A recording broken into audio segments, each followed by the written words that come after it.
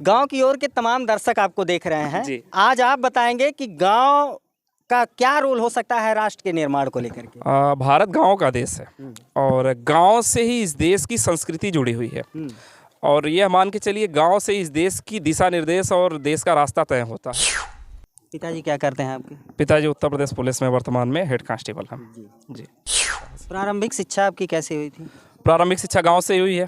Primary विद्यालय में हम लोग पढ़े हैं। जी, प्राइमरी में पढ़े हैं? जी, प्राइमरी विद्यालय से ही हम लोग गांव में ही पढ़े हैं। जी। गांव के रहने वाले थे। उसके बाद भी हमारी पढ़ाई सारी सरकारी विद्यालय से हुई है। जी।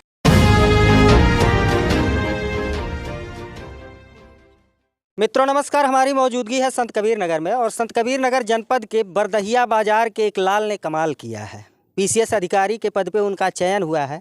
23 तारीख को जैसे रिजल्ट आता है तो परिजनों में खुशी का माहौल बन जाता है। आइए इनसे बातचीत करते हैं। बहुत बहुत स्वागत है आपका। देखने वाले सभी दर्शकों को बहुत धन्यवाद, बहुत आभार। किस प्रकार की तैयारियां थी आपकी? सिविल सर्विसेज की तैयारी करते थे और तैयारी के दौरान कभी असफलता कभी अप्स एंड डाउन्स रहते ही हैं, तो सबके साथ रहते हैं और फिर अंततः जाके सफलता हासिल हुई। कितनी बार परीक्षा में बैठे हैं? 2 बार, यह दूसरा प्रयास था और बहुत असफलता का ईश्वर की कृपा से नहीं देखना पड़ा चेहरा और रणनीति ठीक थी। खुद से तैयारी करते थे बिना किसी कोचिंग के, तो खुद से ही सारी स्ट्रेटजी बनाए, खुद ही पढ़ाई की और बाकी किताबों के माध्यम से तैयारी करके फिर यह दूसरा प्रयास था और इस प्रयास में पहला मेंस और पहला इंटरव्यू, तो इसमें सफलता हासिल। प्रारंभिक शिक्षा आपकी कैसे हुई थी? प्रारंभिक शिक्षा गांव से ही हुई है। प्राइमरी विद्यालय में हम लोग पढ़े हैं। जी, प्राइमरी में पढ़े हैं? जी, प्राइमरी विद्यालय से ही हम लोग गांव में ही पढ़े हैं। गांव के रहने वाले थे। उसके बाद भी हमारी पढ़ाई सारी सरकारी विद्यालय से हुई है। तो प्राइमरी विद्यालय में पढ़ने के बाद फिर हम लोग यहाँ आ गए। उसके बाद फिर यहाँ हीरालाल राम निवास इंटर कॉलेज है, वहाँ से पढ़ाई हुई है। 10वीं और 12वीं की शिक्षा यहाँ से हुई है।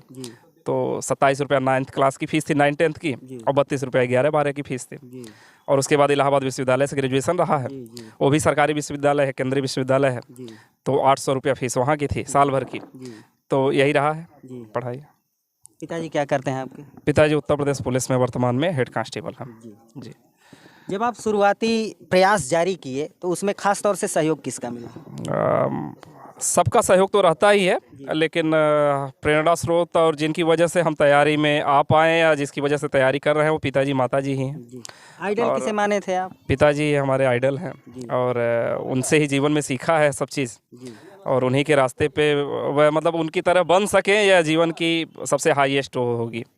और बाकी ये तो सफलताएं हैं, पहली सीढ़ी है, सफलता बड़ी सफलता है सबके लिए, लेकिन यह पहला कदम है, उतनी बड़ी बात नहीं है।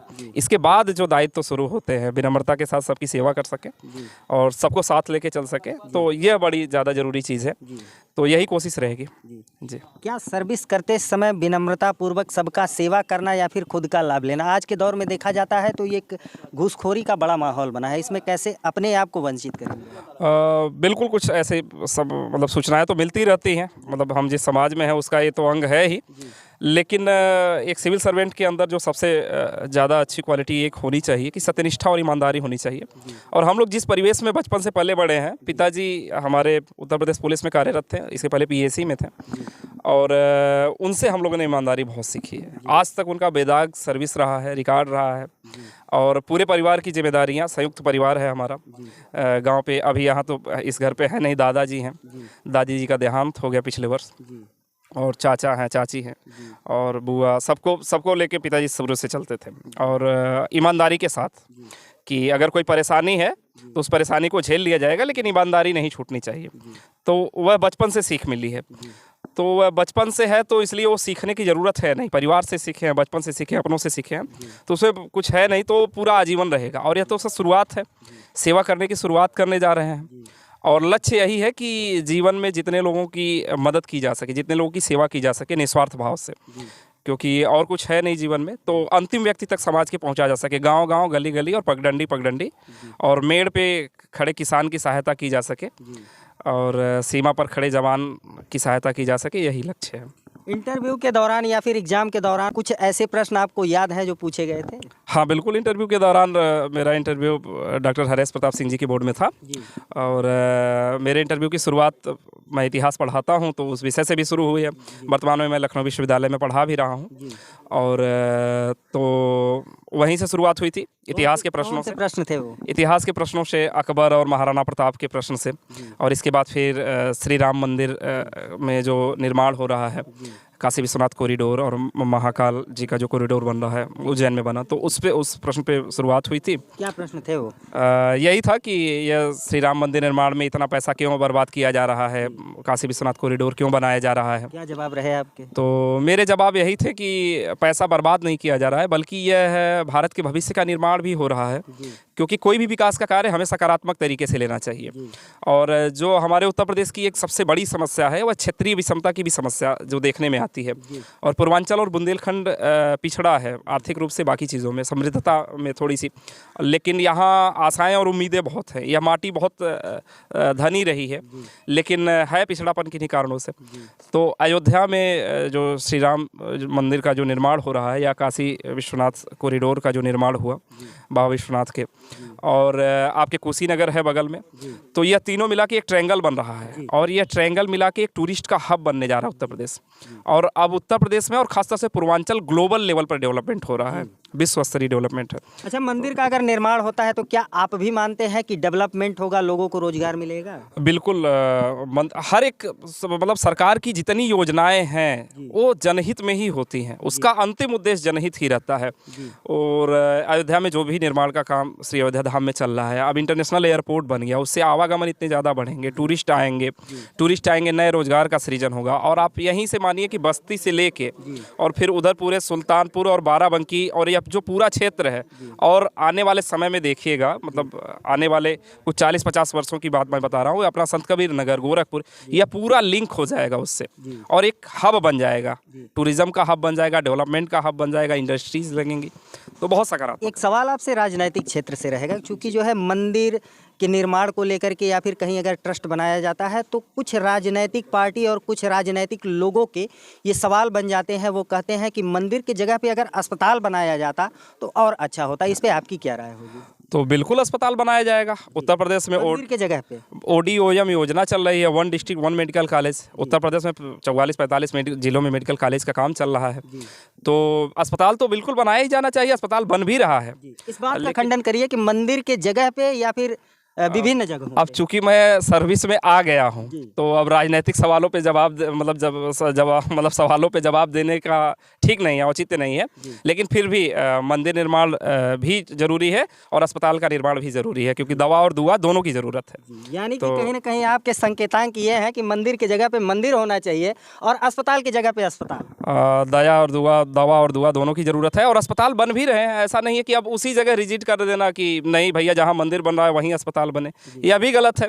और अब मंदिर की भी ज़रूरत है, व्यक्ति को अंततः शांति की भी ज़रूरत है, मंदिर की भी ज़रूरत है, लेकिन अस्पताल की भी उतनी ही ज़रूरत है, विद्यालयों की उतनी ही ज़रूरत है। जो बन रहे हैं वो भी ठीक है, और आने वाले समय में जो बनेंगे वो भी ठीक है।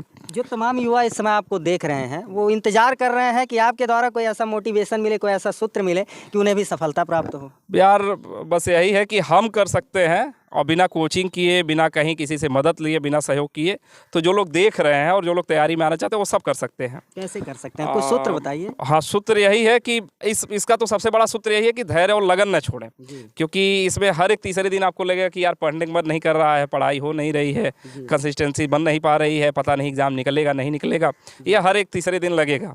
लेकिन उसके बावजूद लगे रहना बहुत ज़रूरी है, लगे रहना, और रणनीति सही रहे। और रणनीति सही रहे उसके लिए अच्छा मेरा हो चुका है, तो मेरा एक दायित्व भी बनता है कि मैं जो जानता हूँ उसको अपने आगे बढ़ाऊँ। तो चूंकि हम लोग संत कबीर नगर के हैं, तो उसी के लिए कबीर सिविल सर्विसेज के नाम से भैया हमारे चैनल शुरू किए हैं यूट्यूब का, तो वहाँ से भी मैं चाहता हूँ कि उस माध्यम से अपना जितना भी मैं जानता हूँ कि उस माध्यम से अपना योगदान दूँ। तो यूट्यूब के माध्यम से भी हम बच्चों को अपना पढ़ाएंगे, क्योंकि मैं 5 साल से पढ़ाता भी रहा हूँ, तो यूट्यूब के माध्यम से बच्चों को सिखाएंगे और ये बात बताएंगे कि कैसे बिना कोचिंग के, बिना किसी ऐसे उसके कैसे सही रणनीति रख सकते हैं कि आप उत्तर प्रदेश PCS या UPSC में चयनित हो सकते हैं। अच्छा, जब आपके संघर्ष के दौर रहे तो उस संघर्ष के दौर में कभी ऐसी परिस्थितियां आई कि आपका हौसला टूटा हो? हमारा परिवार इतना समृद्ध परिवार है वैचारिक रूप से कि हौसला टूटने का सवाल ही नहीं उठता है। माता पिताजी से लेके दादा दादी नाना नानी, मतलब लोग कहते हैं कि बड़ा, कई लोग की न्यूक्लियर फैमिली होती है, हमारी जॉइंट फैमिली है। हम लोग को ननिहाल का भी उतना ही प्यार मिला है और अपने घर का भी उतना ही प्यार मिला है। तो कभी निराशा रही ही नहीं जीवन में, आजीवन अभी तक क्या जो रहा है, मेरी 24 साल एज है, तो ऐसा कभी निराशा हुई नहीं। और माता पिता का इतना विश्वास था, इतना भरोसा था, और इन लोग का संघर्ष था। दरअसल हमारा संघर्ष नहीं था, हम तो बहुत आराम से, हम कूल माइंड होकर तैयारी किए हैं, बहुत ज़्यादा कोई लोड नहीं था। मेन संघर्ष था हमारे माता पिता का, ये लोग इंतज़ार किए।